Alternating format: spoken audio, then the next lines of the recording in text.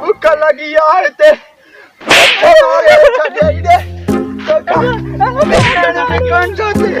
बाकी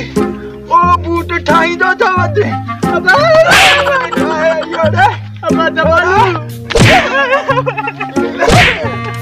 कमीना ओ बूट छाए अब तमाल ओ बूट ने हां बाकी लूतब यो या ओ बूट छाऊ बूट ओ बूट ने अब तमालू हां लूतब हां यो लूतब छाए रे लूतब देंगे इंटरनेट तो नाले इंटरनेट हां अब तमालू अरे ने भागा यो पैसा न में जान कर पी भली भूख मरे अब तमारो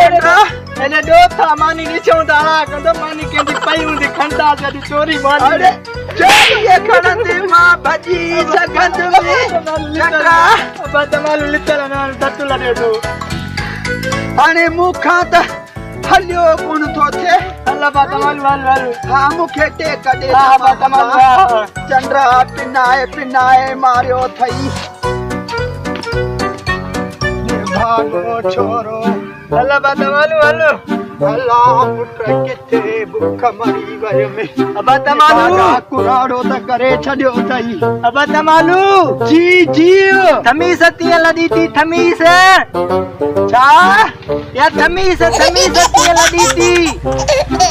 खमीस लगे थी खमीस न थई अज जुमो थई ने भागा अब तमालू खमीस वार वाली ना ये खमीस पाए वाली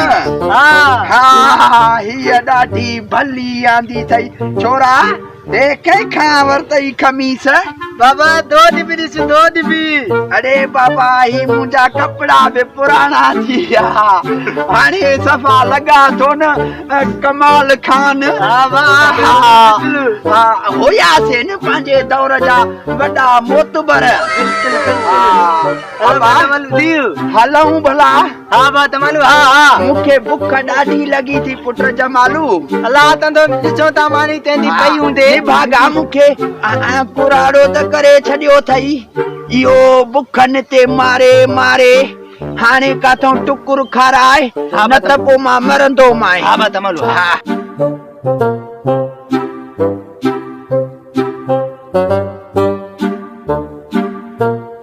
तमानियत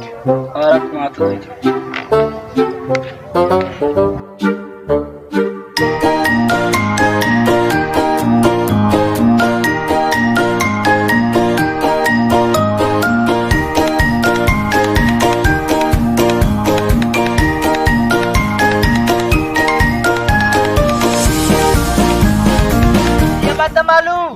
लगे तो इते मेहमान हुंदा हां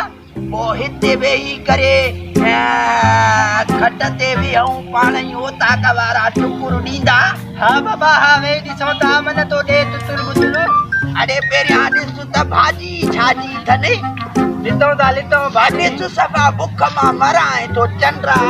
पिन्नी में पाण वञी खाईंदे पीउ खे न खाराईंदे ने भागो पुत्र अब तमालू ॾिता न तंबो त न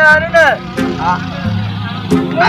मुर्दी अरे मानी त थोरिया ओयो पाण के सलाह कंदो हां थो न कंदो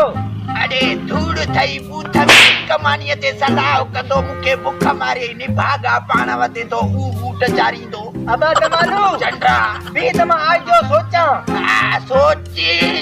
सोचे ने भागा लू मानी तनी बड़ी वन अब तमालू आजो अचियो छा सोची आई हाने हिया ता तयो हां मानी थरी भरी डालऊ मानी कड़ी भजी हलऊ ने भागा